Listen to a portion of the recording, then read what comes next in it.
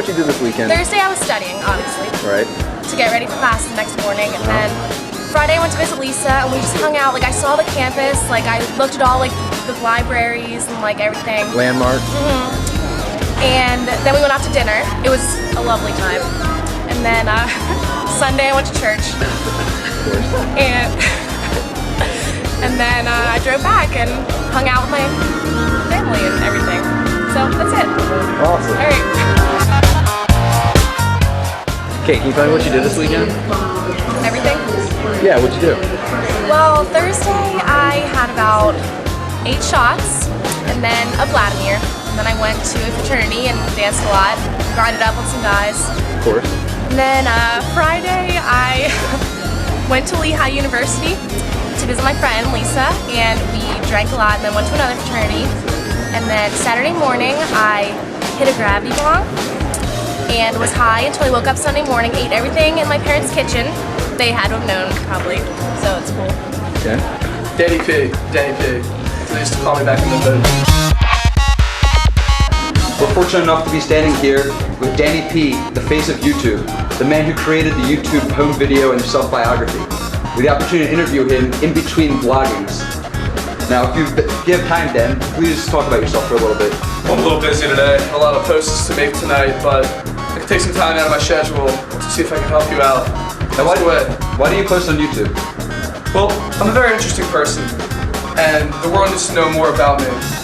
So I post on YouTube basically to get the idea of who I am out to the world. I think that everyone should try to model themselves after my ideas of getting their pictures out onto YouTube, because as you notice, life's become a little bit more drab over the years. People seem to have lost that creative individuality that makes the world what it is so great. So I believe by posting on YouTube and expressing these things, it's actually benefiting the world.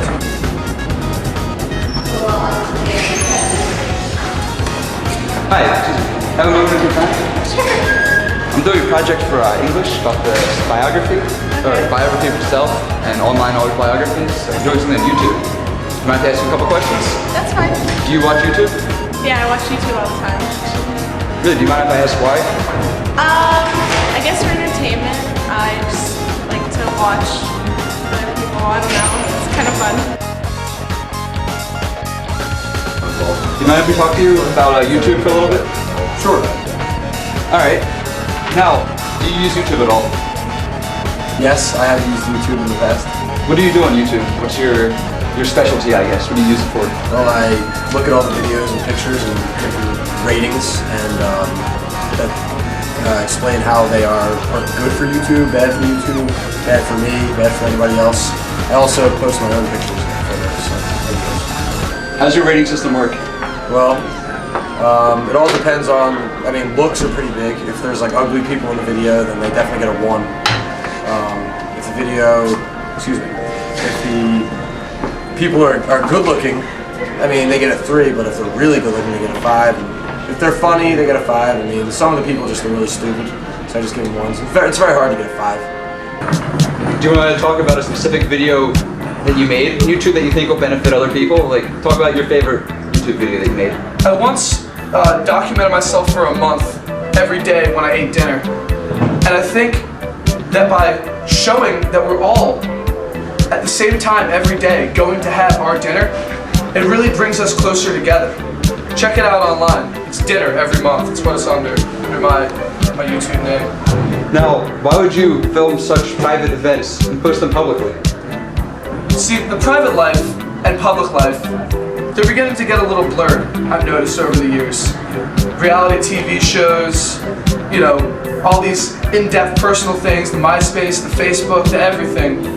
I think that it's unfair to keep your private away from public. It's robbing the world. And my private, being so great, needs the rest of the world to see it. Only like people like, you know, like Russell Crowe get 5.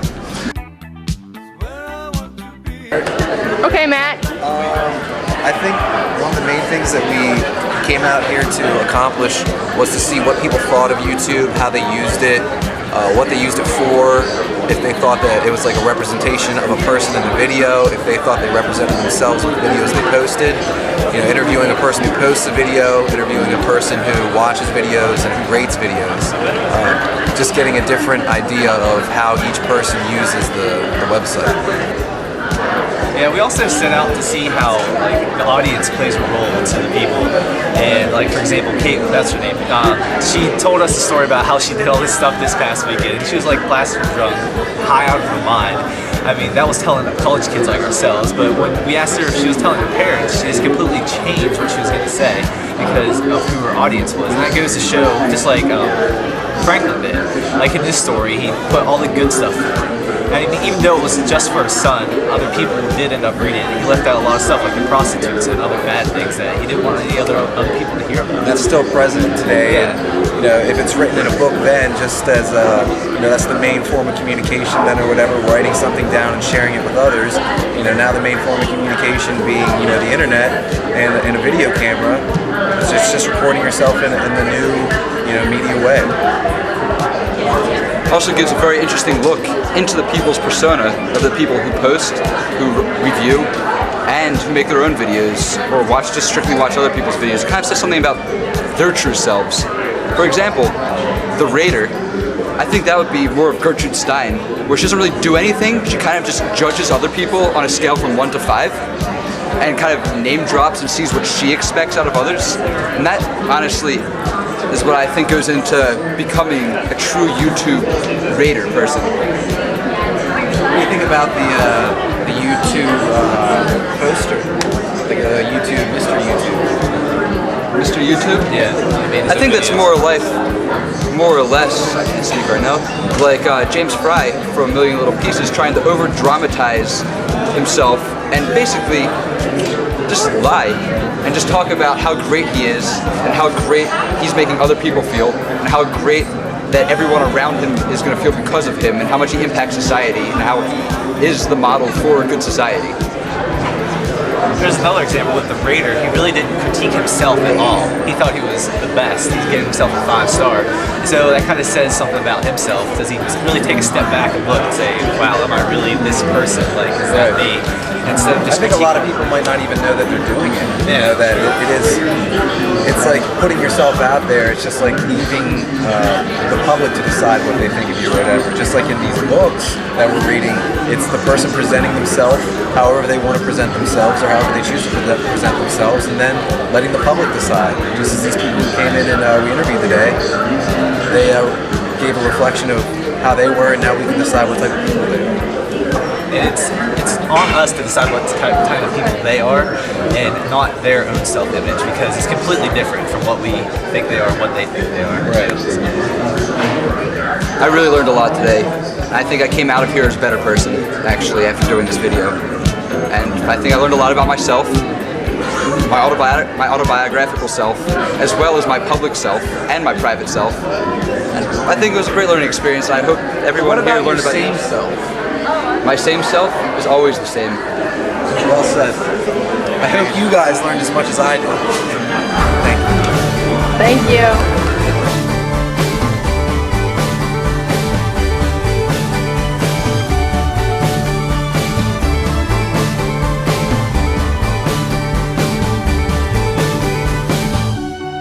I fell in love again. All things go.